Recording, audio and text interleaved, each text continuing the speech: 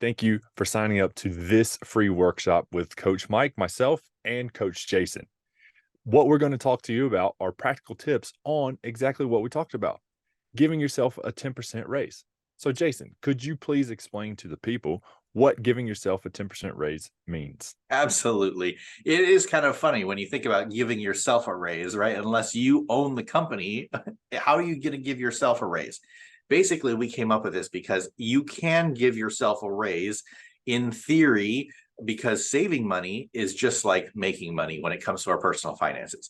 You can't give yourself a 10% raise by writing a check, or maybe you can't walk into your boss or your manager and demand a 10% raise on your salary. That's a different lesson and a different topic. So we wanted to switch that up and say, how do we give ourselves a raise by doing these things? Getting organized with your money, becoming more efficient with your money. And that means we're paying attention to what's happening by the money that's coming in and the money that's going out.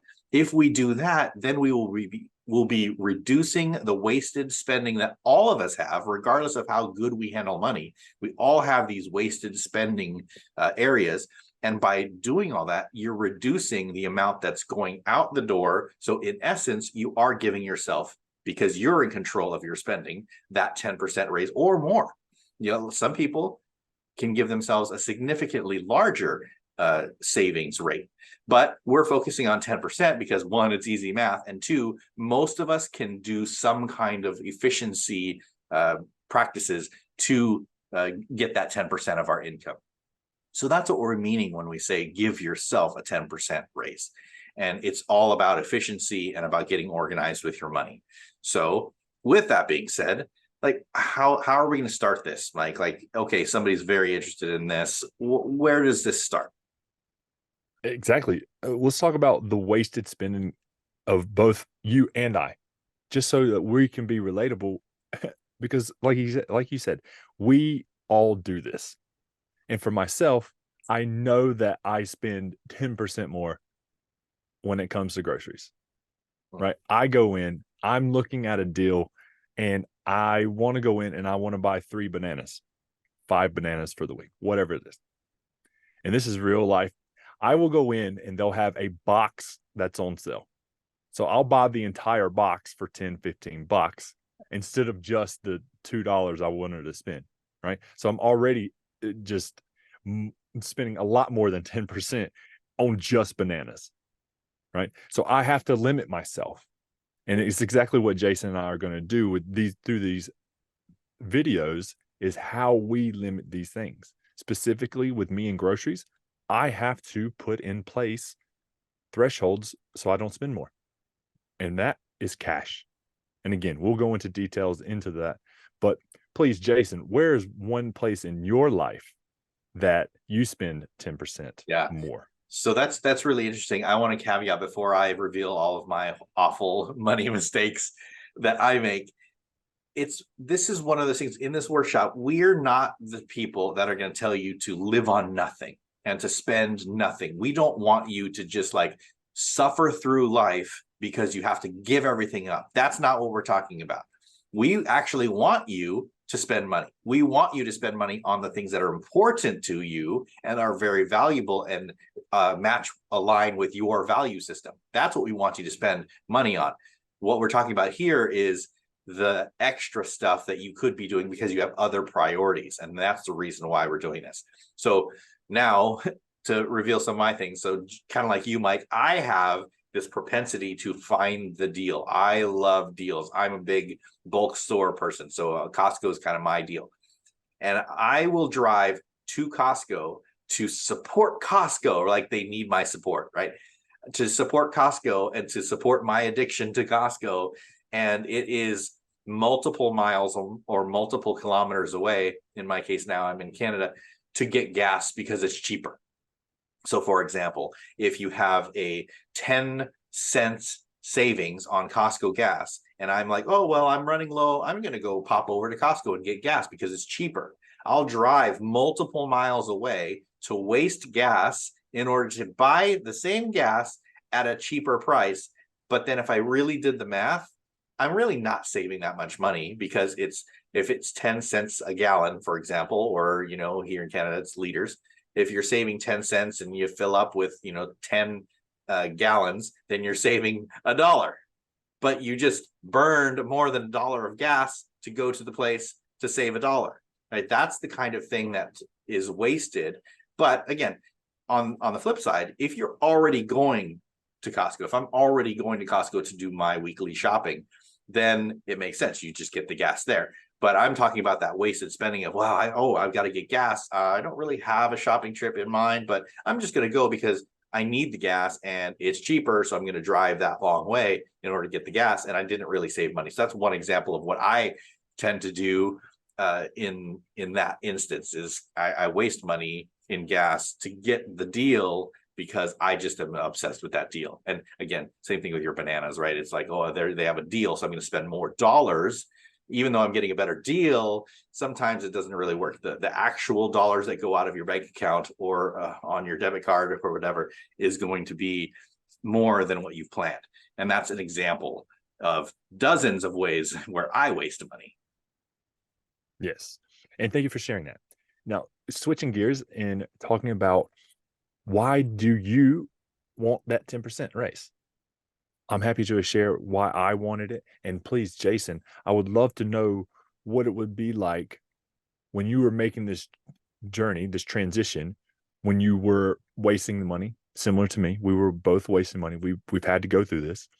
What was it like to get that raise when you started doing these practical things? Yeah. What did that feel like? What did that look like? So yeah, that's really interesting. So when you obviously clicked on this and you're watching this in workshop for a reason, right? That you want that 10% raise, and your reason is obviously different than my reason, and my reason is different than my neighbor's reason, and all that. And I think that's one of the things that when we say, what do I want extra money for? We have something in our minds of what that's going to be. It could be, I want to get out of debt because I have too much debt around my neck. It could be, I want to go on vacation for the first time in 10 years because I never get to go on vacation. It could be, my car is a piece of garbage and I want to upgrade that car to something that's more reliable. It could be anything.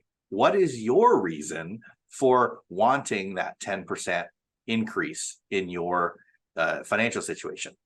And you have to determine what that is for you. And so for me, what that was I always was good with money, or at least I thought I was good with money, because I saved. I was diligent and I saved money, but I was constantly living paycheck to paycheck. And it was like, I don't know how I think I'm good with money when I just keep spending all this money. And I didn't realize until I figured out that I was a spender instead of a saver. I just wrote off like, I'm a saver because I save money, but I saved money so that I could spend it. So I would save a bunch of money and then it would just go out the door because I would buy a car or a TV. I was big into electronics. I did a whole deal, musician, buying drum sets. And I did all these things. And I was like, gosh, I am truly struggling with money. And I was kind of tired of that. And so that was my tipping point of, you know what? I need to change some things. And that's where it's like, oh, if I knew this back then, it was like, okay, this is how I could give myself a raise, become more efficient, be more organized, so that I can make progress toward the other goals, the bigger goals, the more important goals that I had in my life, that I just didn't know how to do this. And this is one of the reasons why Mike and I are putting together this workshop, and we have our membership and the whole deal, so that we can help people make progress toward the goals that are really important to them. So that's one of the things for me, was I just was tired of living paycheck to paycheck and having debt and payments and the whole deal. It was like, I make too much money to be this broke. Right. And that's one of the famous lines that we have out there. And so that's something that really, really hit me of, oh, if I can become more efficient, then I'll feel better about my financial situation. What about you? What's your journey? Thank you, Jason. That's amazing. And I've been on this financial journey for 15 years.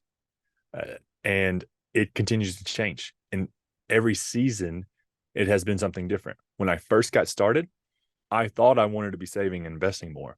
But what I learned was I actually needed to get out of debt. I wanted to give myself a raise to get out of debt. And I focused there. I was out of debt within 2 years. Then that shifted into saving and investing. And then that shifted into giving even more. That shifted into traveling. So right now, I'm actually coming to you inside of my RV here, this photo here, a venture. That is the life that I live. That's my ideal life with my wife and I. And just know that your journey is going to change, your financial journey. The seasons are going to have different focuses over time. Because there's one thing that Coach Jason and myself will tell you is things change. They always are changing. That is the consistent thing that's always going to happen. Yeah. And for you and how we go, or what we were going to teach you, is where you are in your journey. So all the things that I listed, we dive into those in detail. So what Jason and I want to share with you is, well, what are those steps for you to follow of where you are on your journey? The first step to recap, why your 10% raise? Why do you want that 10% raise? Is kind of where you start. Like, we want you to envision that. Why did you click this video? Why are you watching this workshop? Right? What does that look like for you? And then on top of that, what are you going to do with that money? And this is kind of what Mike was just sharing, was, well, you might want to get out of debt, or you might want to buy a different car, or you might want to, save for a down payment on a home, or you might want to go on vacation. Like, what are you wanting to do with that extra 10%? And so you start with that why, and then you go into, well, what would I do with that? And we're going to go through the how in the next couple of videos. And that's kind of where we want you to start, is just to take a few moments to do that. And we'll recap this at the end as well. So you got to figure that out.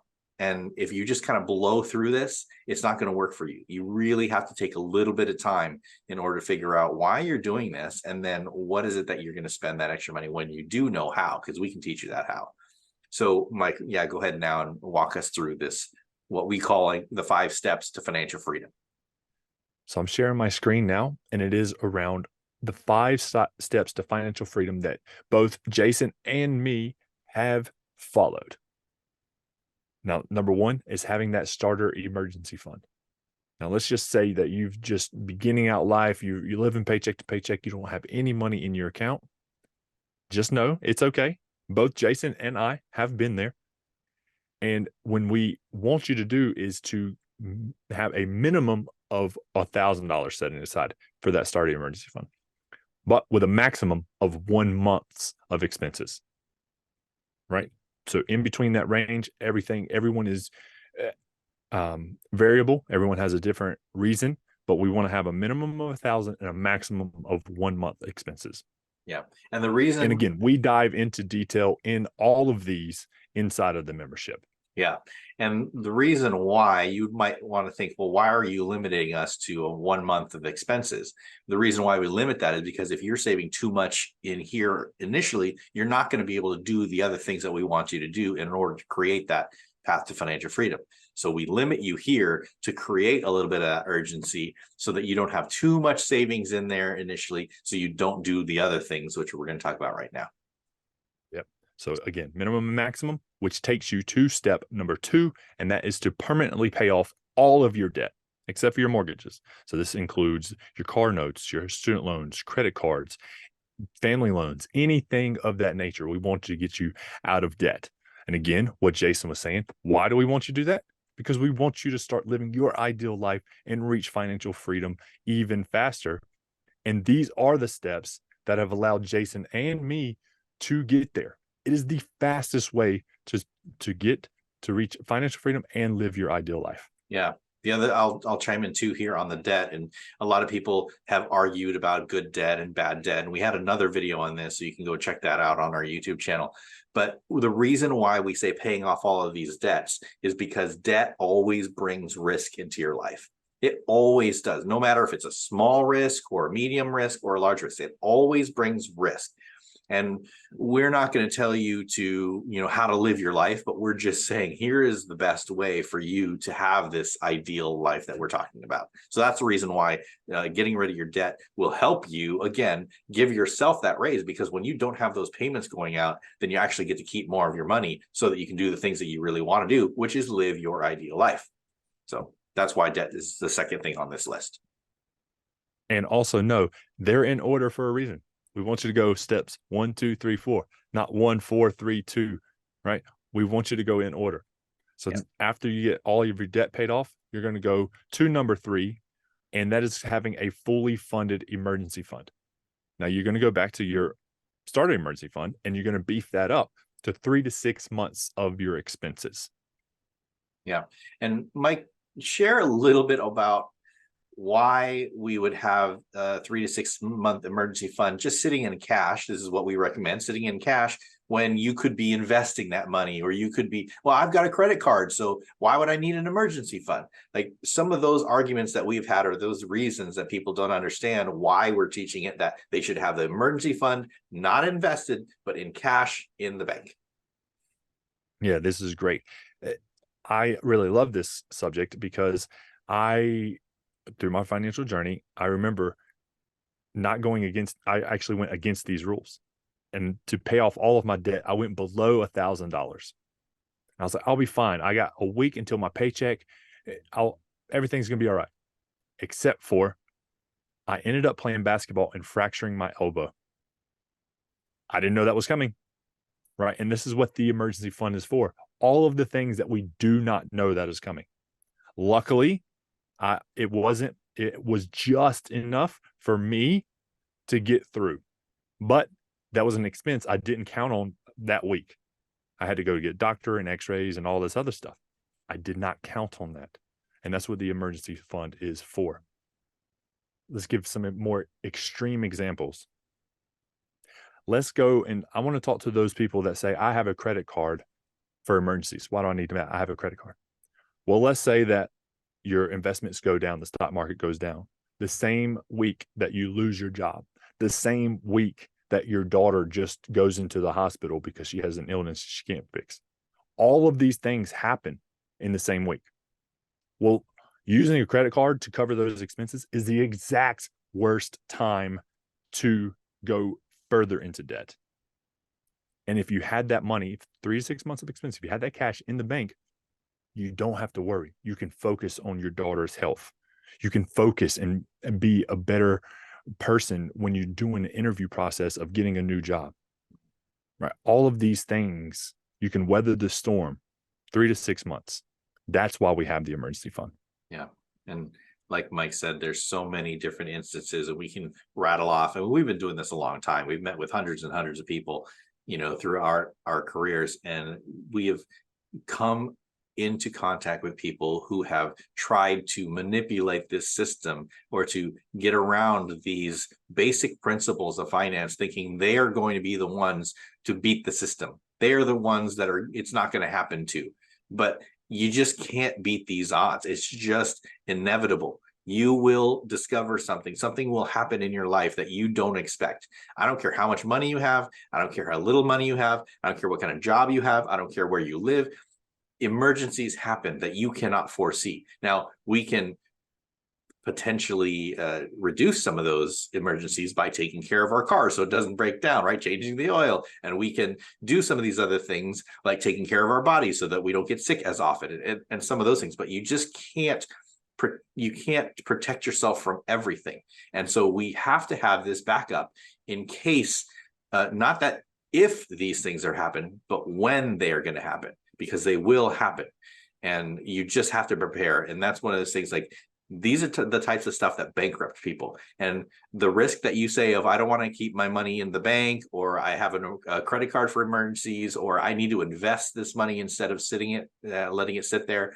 All of those like potential upsides, there's always a significantly harder downside when it comes to all of this stuff. So whether you're on the 3-month side or the 6-month side is going to depend on your situation, but you have to have some kind of cash in the bank ready and accessible that's not at risk, in order to cover this kind of thing that happens to literally everybody on the planet. You just can't avoid it. Yeah. And there's one more thing that I want to add here that I've learned by having female clients and being married for a period of time is that men, I'm talking to you, women have a safety gland that we do not possess, right? I go back to my story of when I fractured my elbow. I thought I would be okay going below these rules of $1,000. Come to find out, I wasn't. My risk meter was broken.